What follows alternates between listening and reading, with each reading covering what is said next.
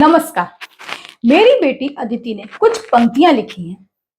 जिंदगी में जीतने वो आया है, तरीके वो बदलने आया है, हर तकलीफ में ताकत की दवा खोजने वो आया है, कुछ पाने की आस वो हम सब में जगाने आया है, तूफानों से सामना करने वो आया है, अकेले चलने का साहस वो हम सब में जगाने आया है। हाँ, वो राहुल गांधी ही है। वो कर्नाटक की जीत भी है। बिल्कुल, यूं ही तो वो भारत जोड़ो यात्रा पर निकले थे। अब कर्नाटक में बम्पर जीत से कांग्रेस को तो ऑक्सीजन मिली ही है, साथ ही विपक्षी एकता की दिशा में किए जा रहे प्रयास भी सिरे चढ़ते दिख रहे हैं। अब क्षेत्रीय दल में कांग्रेस को धुरी में रखकर रणनीति बनाने की बात करने लगे हैं। कांग्रेस पर लगातार सवाल उठाने वाली ममता बनर्जी भी मानती हैं कि जिन सीटों पर कांग्रेस मजबूत है उन पर हम उनकी मदद करेंगे, मगर उनको भी हमारे बारे में सोचना होगा। I think whoever is strong in some places in every region, they should fight together. Means in suppose Bengal, I think we should fight Bengal. Suppose Delhi, up should fight Delhi, Bihar. They are together, so they Nitish ji, Tejaswi and Congress also some parties there, so they will decide. I cannot decide their formula. So like this Chennai, they have the friendship, so they can fight together.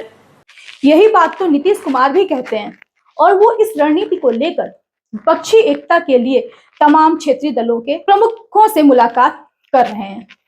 Congress पर हमला करने वाले विपक्षी दलों के सुर भी बदल चुके हैं। ममता बनर्जी के अलावा शरद पवार, नवीन पटनायक, अखिलेश यादव के ही नहीं, अरविंद केजरीवाल के सुर भी कांग्रेस के लिए नरम पड़े हैं।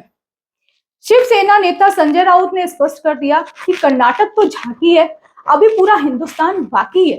वो कांग्रेस नेता राहुल गांधी के साथ भारत जोड़ो यात्रा में भी चले और समर्थन को तैयार भी हैं। विपक्षी नेताओं के बदले सुर से कांग्रेस का मनोबल भी बढ़ा है और हौसले भी। कर्नाटक सरकार जैसे ही काम करना शुरू करेगी वैसे ही हालात और भी बदलना तय है।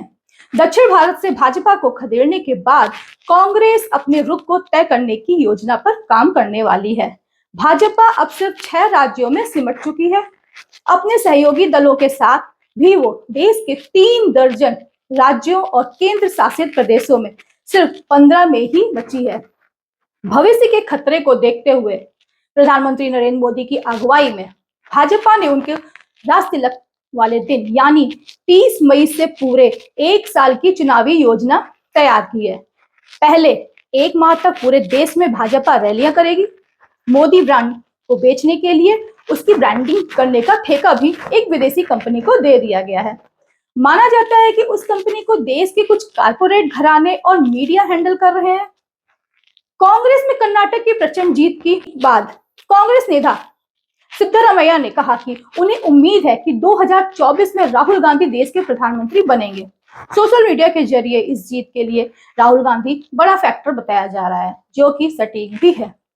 कांग्रेस नेता और कार्यकर्ता भी राहुल गांधी का नाम लेते नजर आ रहे हैं। दक्षिण भारत का दौर कहे जाने वाले कर्नाटक में भी बीजेपी का किला ध्वस्त करके कांग्रेस निश्चित रूप से मजबूत स्थिति में आई है। किसी भी बड़े राज्य में लंबे समय बाद कांग्रेस की जीत हासिल हुई है।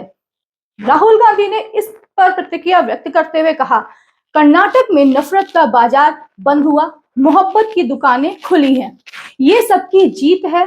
सबसे पहले ये कर्नाटक की जनता की जीत है।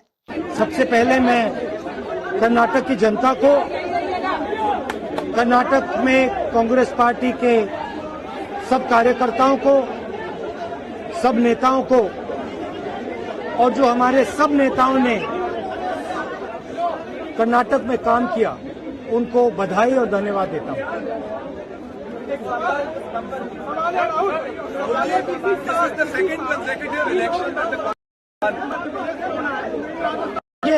देखिए, कर्नाटक के चुनाव में एक तरफ क्रोनी कैपिटलिस्ट की ताकत थी, दूसरी तरफ गरीब जनता की शक्ति थी और शक्ति ने ताकत को हरा दिया। और यही यही हर स्टेट में होगा। कांग्रेस पार्टी कर्नाटक में गरीबों के साथ खड़ी हुई, हम गरीबों के मुद्दों पर लड़े। और मुझे सबसे अच्छी बात यह लगी कि हमने नफरत से, गलत शब्दों से ये लड़ाई नहीं लड़ी। हमने मोहब्बत से, प्यार से, दिल खोल के ये लड़ाई लड़ी। और कर्नाटक की जनता ने हमें दिखाया कि ये देश मोहब्बत इस देश को अच्छी लगती है।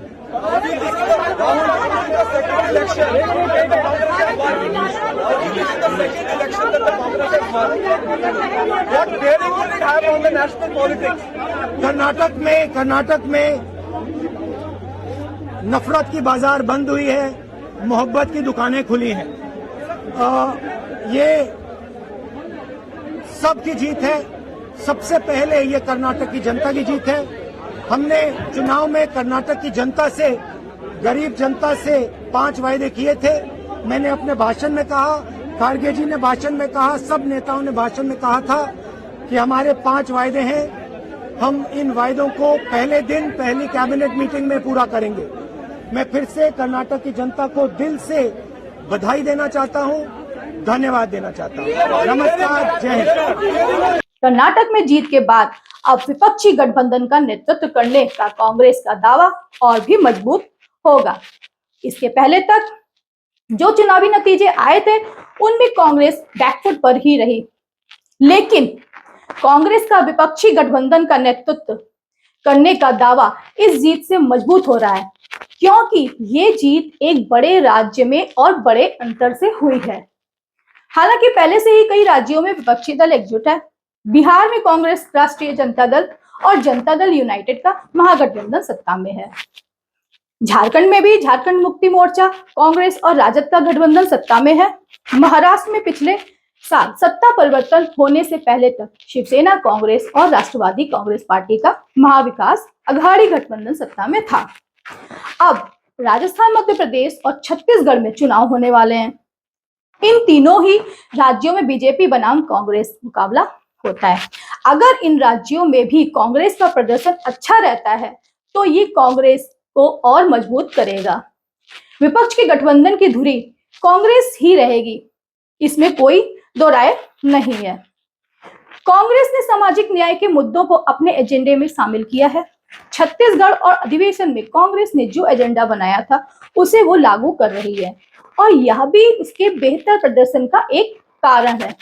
जो कि कहा वो किया, यही राहुल गांधी का मंत्र है। क्योंकि भाजपा अब सिमट रही है और मोदी का जादू भी खत्म होने लगा है।